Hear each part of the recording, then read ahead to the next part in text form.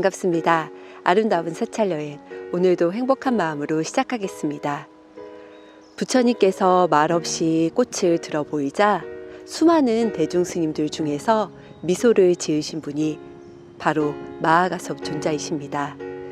부처님의 마음을 마하가섭 존자가 이해하고 미소를 지었다고 해서 그 이름을 여마미소라고 하는데요. 이렇게 부처님의 마음을 마음에서 마음으로 전달하는 것을 이심전심이라고 하고, 본성을 발견하고 깨달음을 얻는 것을 견성성불이라고 합니다. 이것은 바로 선종의 근본적인 목표라고 볼 수 있습니다. 선종은 경전에 의존하지 않고 자신의 진정한 모습, 본래의 부처님의 모습을 끼치고자 했습니다. 우리나라에서는 신라 말기와 고려 초기에 걸쳐서 성립된 선종 산문을 부산선문이라고 부르는데요. 9개의 산문이 크게 성장하였습니다. 그 중에서도 신라의 최초 선종 산문은 바로 가지산문입니다. 가지산의 보림사를 개창한 것은 신라 말의 보조 채징 스님이십니다. 채징 스님은 도의국사의 법을 이었기 때문에 가지산문의 개창조를 도의국사로 규정합니다. 도의국사로부터 법을 전해받은 보조 채징 스님은 무주의 황약난야에 머무르다가 859년에 왕의 요청으로 가지산으로 이주하고 선풍을 크게 떨쳤습니다. 여기는 전라남도 장흥군 유치면 가지산에 있는 고찰, 바로 가지산 보림사입니다.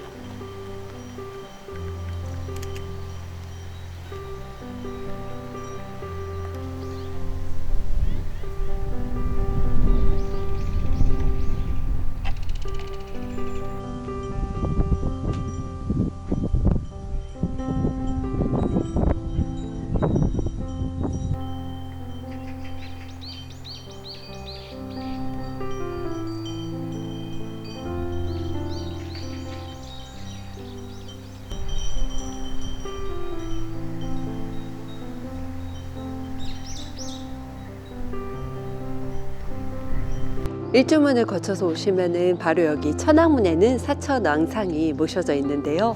여기 목조 사천왕상은 보물 제1254호로 지정되어 있습니다. 조선시대의 사천왕상의 대부분이 중국식 갑옷에 각기 다른 상징물을 들고 있으며 발밑에는 악귀를 받는 형태상의 특징을 갖고 있는데요. 또한 무장한 분노상의 화려한 보관을 쓰고 천이 자락을 휘날리며 보관 밑으로 흘러내린 머리카락이 굉장히 이렇게 섬세하고 또 생동감 넘치게 표현이 되어 있는 특징이 있습니다. 또한 보시면은 그래도 얼굴이나 이런 인상이 굉장히 따뜻하고 자비로워 보이는 그런 모습도 하고 계세요. 특히 여기 북방 다문천왕이 그렇게 보이시네요. 여기 이 보림사의 사천왕상은 이러한 특징을 가장 앞서서 선도하고 있다는 점에서 불교 조각사적 비중이 매우 크다고 할 수 있습니다. 여기 보림사 사천왕상은 특히 현존하는 천왕문, 목조 사천왕상 가운데서도 가장 오래된 것으로 임진왜란 이전의 것으로는 유일한 것이라고 할 수 있다고 해요.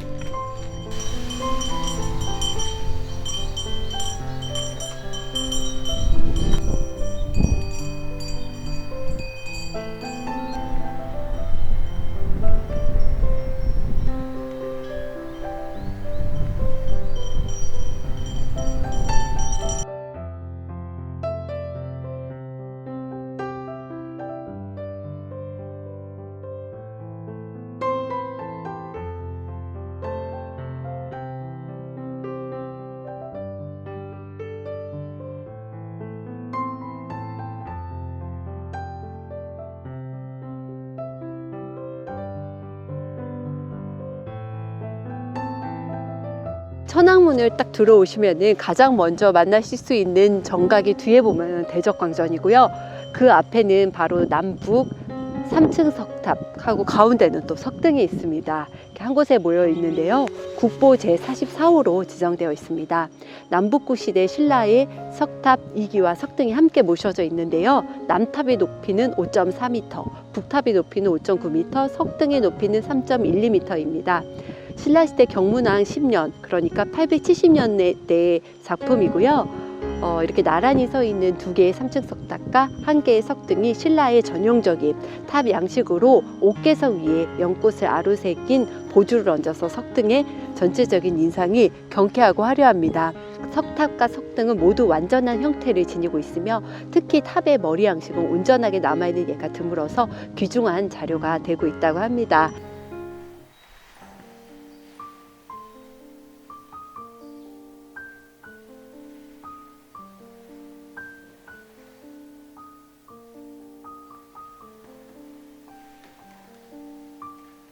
대적광전이 굉장히 큰 정각이네요. 안에 들어오면은 거의 천장이 2층 정도 될 정도로 보일 정도로 굉장히 큰 정각이고요.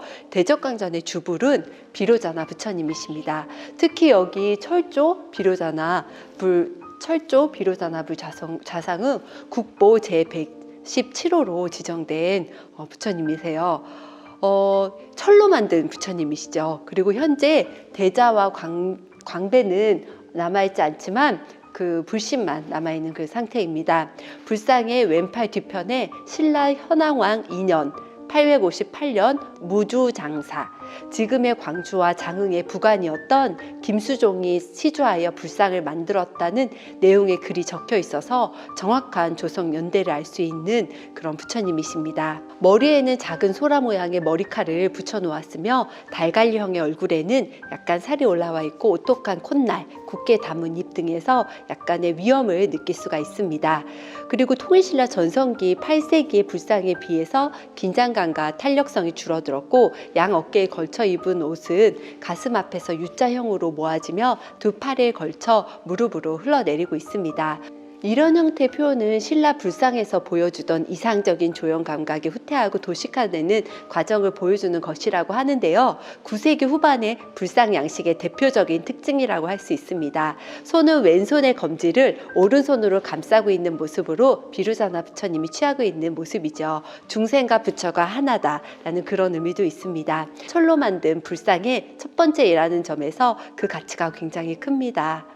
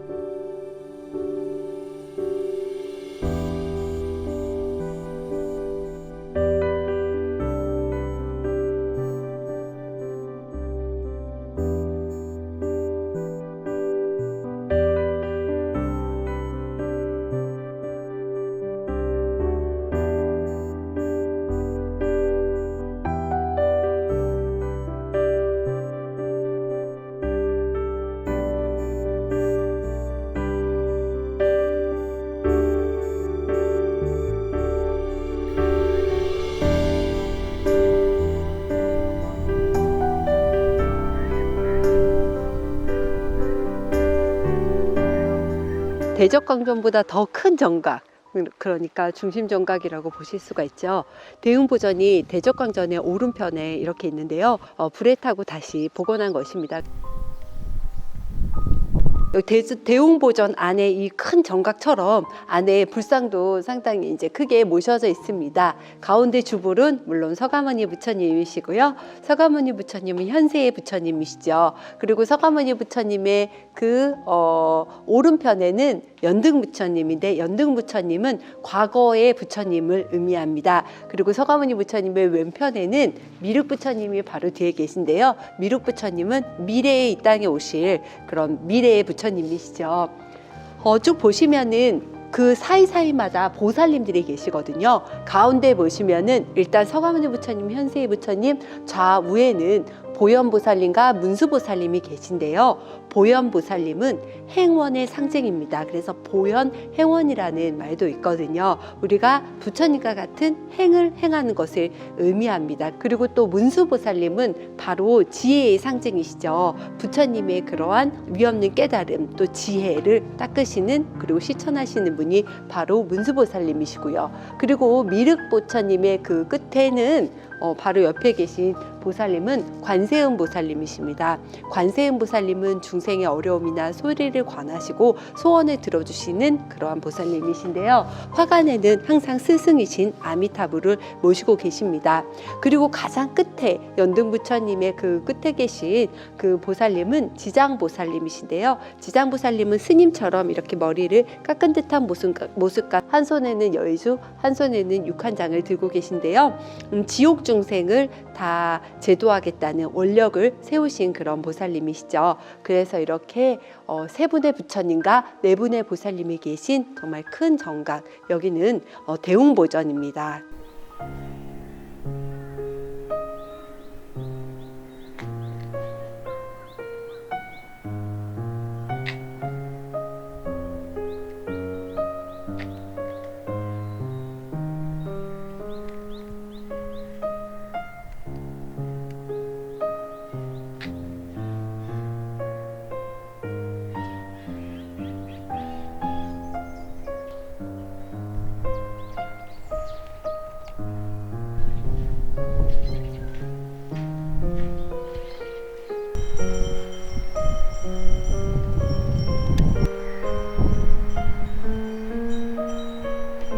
죽음에서부터 그 지옥들을 많이 거쳐서 왔는데요. 정말 이 많은 지옥들은 지장경에 나와 있는 그런 내용들입니다. 자기가 지은 대로 그래서 받는다는 말이 있잖아요. 이 세상을 살면서 죄보다는 복을 많이 짓는 그런 삶을 살아야 되겠다는 그런 다짐도 해봅니다. 쭉 오시다 보면 마지막으로 반야용선이 있습니다. 여기 반야용선은 돌아가신 분들을 위해서 49제를 지내드리고 그 마지막 날에 이 반야용선을 타고 일로왕보살님이 안내를 하셔서 그 극락세계에 왕생하시기를 바라는 그런 마음으로 기도를 드리거든요. 그래서 여기 보시면은 그 반야용선을 타고 극락왕생하는 여기 많은 중생들이 이 배에 올라타는 그런 모습이 있습니다.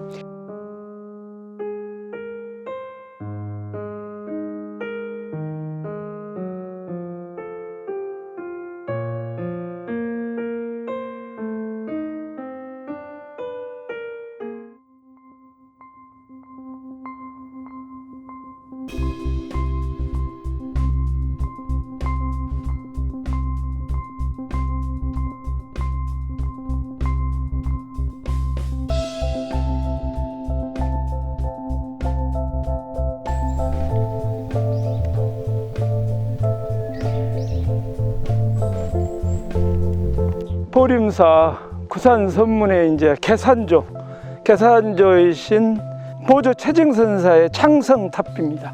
여기 이제 보림사의 그 유구한 역사와 그 기록이 담겨 있죠. 어느 절보다도 우리 보림사는 우리 조계종의 종조를 모신 조계종의 종찰입니다. 그 선승들이 당나라 유학을 하시면서 보림사에 이제 그 차문화, 선차 문화를 같이 가지고 오셨다고 금성문의 역사에서 최초로 이게 기록이 돼 있어요. 부도탑입니다. 그리고 이제 저쪽에 있는 차밭은 3만여 평에 됩니다. 달마대사께서 수행을 하시다가 졸음이 오니까 눈썹을 뽑아서 던졌더니 그것이 차나무가 됐다는 그런 전설이 있잖아요. 선종의 가풍과 더불어서 전통을 함께 보존하고 이렇게 내려오고 있습니다.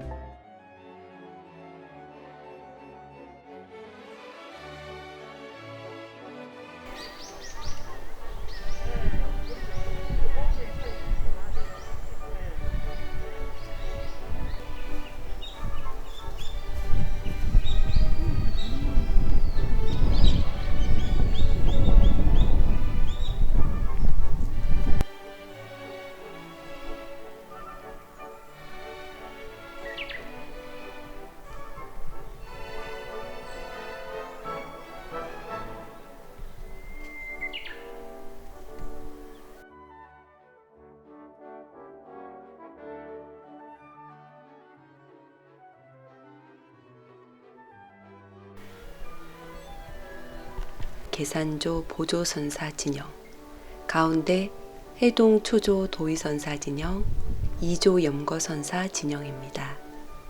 태고보우 대화상 진영입니다.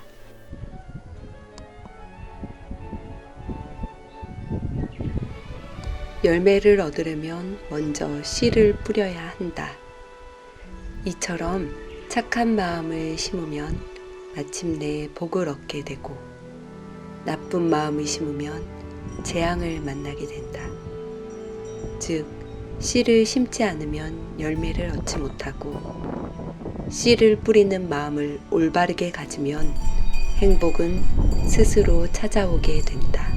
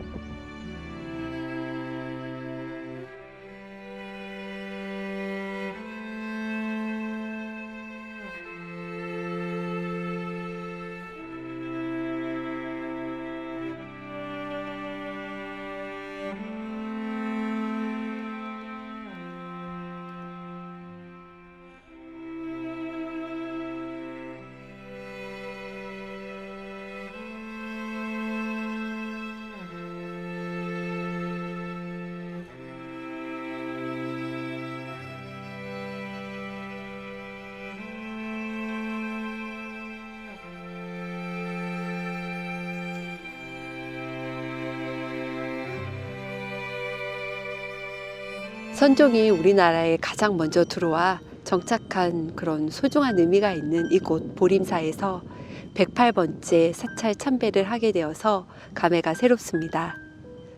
가지산문 보림사 어떻게 보셨는지요? 신라시대의 당시 선사들은 백성과 국왕에게 존경을 받고 덕화를 베푼 최고의 선지식이셨습니다. 최치원은 당시 선사들을 일컬어서 덕의 두터움은 중생에게 부모가 되고 도의 높음은 국왕에게 스승이 되었다고 하여 구산선문의 선사들이 신뢰와 존경을 한몸에 받았음을 알 수 있습니다. 가장 찬란하게 융성하게 불법을 뿌리내렸던 그 시절을 생각해 보면서 불교가 다시 아름답게 꽃피울 수 있기를 간절히 기원해 봅니다. 또한 처음 발심했을 때의 그 마음을 잊지 않고 깨달음을 이루는 그날까지 한결같은 마음으로 수행 정진할 것을 다짐해 봅니다. 그동안 약 2년 2개월 동안 매주 일요일 오전에 아름다운 사찰 여행 영상을 보여드리기 위해서 쉼없이 달려왔습니다. 늘 변함없이 구독해 주시고 물심양면으로 응원과 함께 후원해 주신 분들이 계시기에 가능했던 일이었습니다. 이 자리를 통해서 모든 분들 한 분 한 분께 진심으로 감사드립니다. 2차 인연 공덕으로 무장무예하시고 원하시는 일 원만 성취하시기를 기원합니다. 나무 아미타불, 나무 관세음보살, 나무 마하반야 바라밀. 네, 이렇게 108사찰을 이제 촬영을 했는데요. 사찰 여행을 잠시 쉬었다가 더 발전된 영상으로 다시 찾아뵙겠습니다. 다시 뵙는 그날까지 부처님의 가피가 함께 하시기를 바랍니다. 날마다 좋은 날 되세요.